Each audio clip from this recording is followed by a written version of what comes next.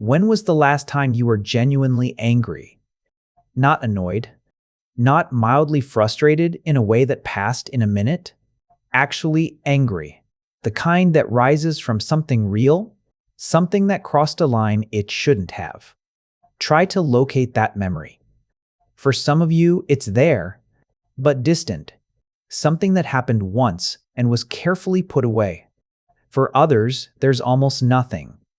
A blankness where the anger should be, a strange inability to reach the thing most people seem to feel without effort. Press into that blankness, and you won't find an absence. You'll find a heaviness in the chest that doesn't have a name. A tiredness that has nothing to do with sleep. A habit of feeling sad in situations that, honestly, should make you furious. An occasional explosion, wildly out of proportion to its trigger, that shocks you as much as anyone watching, followed by shame. Then a return to the blankness. Quiet, invisible, physical, and it keeps going. The world reads you as calm, patient, easygoing, the type who never gets angry, and they mean it as praise. You've accepted it as praise too, because somewhere along the way, you learned that not getting angry is a virtue, that the anger itself was the problem, and the calm was the achievement. But psychology sees something very different in chronic anger suppression. Not virtue, not peace. A system under constant, invisible pressure, paying a price it isn't allowed to name. Here's the point of today's video. Anger doesn't need to be eliminated. It needs to be understood.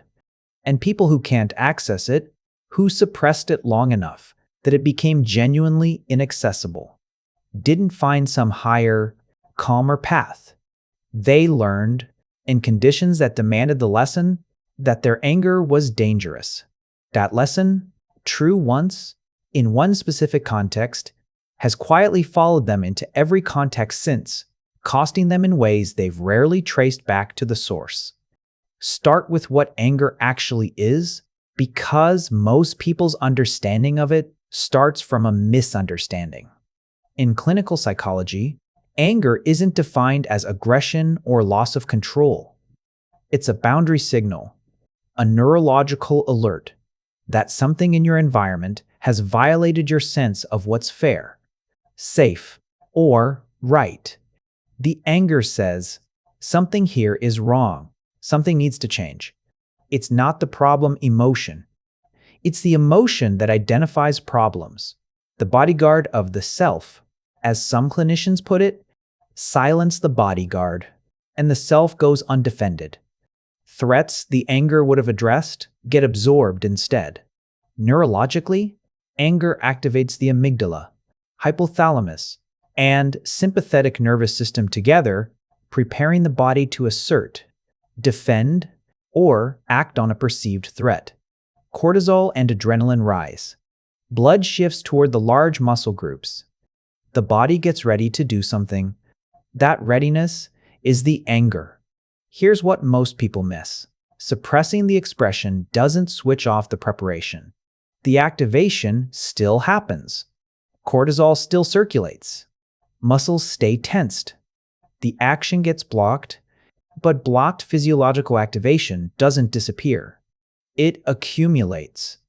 Research on anger in habitually suppressing rather than expressing anger has documented a consistent pattern since the 1980s: elevated blood pressure, higher cardiovascular risk, weakened immune function, more headaches, chronic pain, and gastrointestinal issues. A body that never gets angry isn't a body at rest. It's a body continuously absorbing the cost of a response it keeps generating but never completing. Researcher Ernest Johnson found in longitudinal work that people scoring highest on anger suppression measures showed elevated cardiovascular reactivity even in situations with no real threat present. The body often can't tell the difference between anger being actively suppressed and an ongoing emergency, so it stays tense. It stays on. Now trace where the suppression came from, because at this level, where anger has become genuinely inaccessible rather than just managed, it's almost never a choice made in adulthood. It's a pattern set early, in conditions that made expressing anger genuinely unsafe. A child punished for showing anger, met with escalation, humiliation, or withdrawn love. Learned one precise lesson: my anger makes things worse. A child whose anger visibly wounded a parent they were trying to protect learned a different one: my anger hurts the people I love. A child raised somewhere, anger was framed as sinful or selfish learned. A third: my anger is wrong. None of those lessons said anger is valid information. All of them, one way or another, said the anger itself was the problem. And a child told that consistently doesn't stop feeling angry. They stop showing it. After years of not showing it, they stop even recognizing it. The suppression becomes automatic enough, deep enough, that the anger starts arriving in a completely different form. Clinical psychologist Deborah Cox, studying women and anger suppression, called this the transmutation of anger. Blocked from direct expression, the emotion converts into something more acceptable, more consistent with an identity built around not being angry. Most commonly, it becomes depression. The clinical literature consistently identifies suppressed anger as a significant contributor to depressive states. The old idea of anger turned inward has been refined by modern research. But the core finding holds: depression and chronic anger. Suppression occur far too often to be coincidence. Energy meant to move outward, as assertion, as boundary setting, moves inward instead. Depression is, in part, what it feels like when anger has nowhere left to go. It also becomes anxiety, hypervigilance from a self with no defense mechanism online. Without access to the signal that flags what needs to change, you scan instead for what might hurt you next. And sometimes it becomes explosion, sudden eruptions that finally bypass years of suppression because the pressure has exceeded what containment could hold.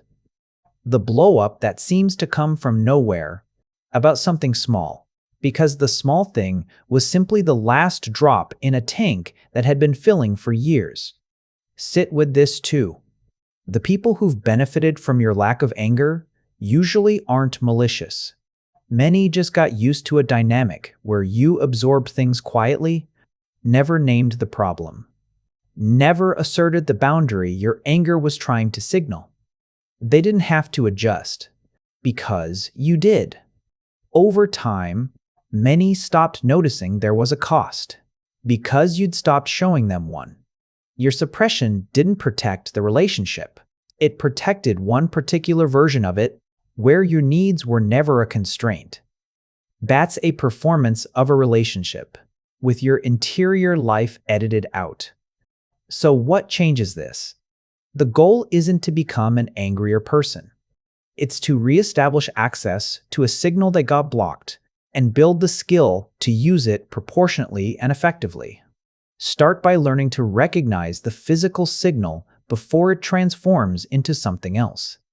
Anger has a physical signature that arrives first: a tightening jaw, heat in the chest, tension across the shoulders, a stillness that isn't calm.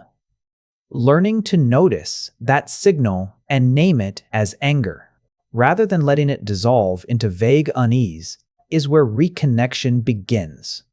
You're not trying to manufacture more anger. You're trying to catch it before it goes underground again.